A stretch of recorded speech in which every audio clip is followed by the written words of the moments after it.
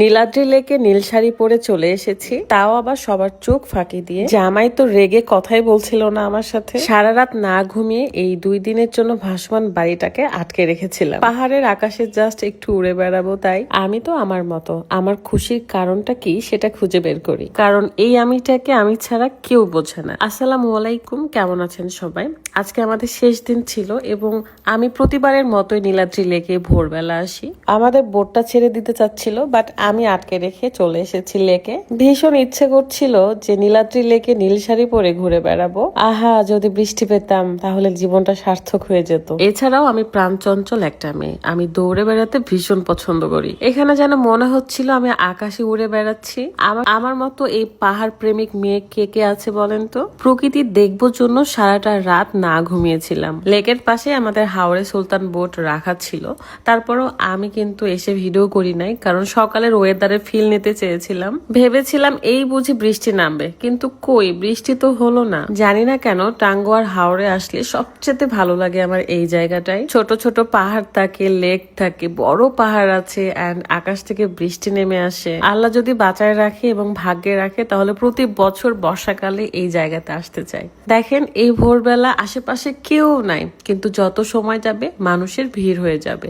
আমি শান্তি মতো একটু ওয়েদারের ফিল নিতে চেয়েছিলাম, পাহাড়, পানি, আকাশ এগুলো দেখতে চেয়েছিলাম, তাদেরকে আমার মনের কথা বলতে চেয়েছিলাম।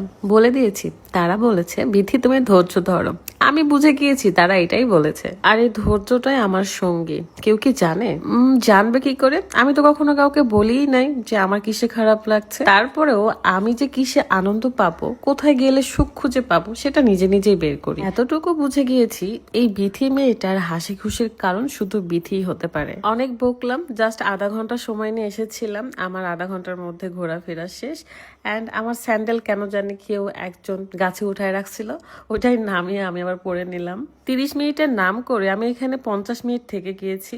এত সুন্দর জায়গা রেখে কি যাওয়া যায় বলেন তো? একটুকু মন চায় না। তারপরে বিদায় দিয়ে চলে আসতে হলো আমার বোটে। অনেক বেশি লাক্সারিয়াস একটা বোট, অ্যান্ড এখানে মনে হয় সবাই আসতে চায়। সুন্দর একটা পরিবেশ, সুন্দর একটা বোট, শান্তি করে থাকবেন, খাবেন, এটার থেকে আর কি চাওয়া যায় বলে। কাজ শেষ করে বোটে আসতে না আসতে বোট ছেড়ে দিয়েছিল, অ্যান্ড এত সুন্দর ওয়েদার ছিল, মাশাআল্লাহ। আমার সাথে শামীম ভাইয়া, মেঘলা আপু এরা ছিল। তারা একটু করে ঘুমাইছিল, আর আমি তো 1 সেকেন্ডের জন্য ঘুমাইনি। এত সুন্দর জায়গায় এসে যদি ঘুমিয়ে যায় তাহলে তো আমার মিস্টেক হয়ে যাবে। একটু পরে দেখি রাত বিন আলম চলে আসতেছিল, কারণ তারা রাত্রেই ঘুমাই গেছে। তো সে এসেই দেখে যে আমি এভাবে ঘুরে বেড়াচ্ছি, তা না একটু রাগ করলো মনে হচ্ছে। মাত্রই ঘুম থেকে উঠছে জন্য আমার সাথে কথাই বলছিল না। পরে বললাম, স্যার আপনার কি চা লাগবে কিনা? সে ওয়েদার দেখা নিয়ে ব্যস্ত। অ্যান্ড এখান থেকে আমরা চলে যাব শিমুল বাগানে। তো দেখা হয়ে যাবে নেক্সট ভিডিওতে। ভালো থাকবেন, আল্লাহ হাফেজ, আসসালামু আলাইকুম।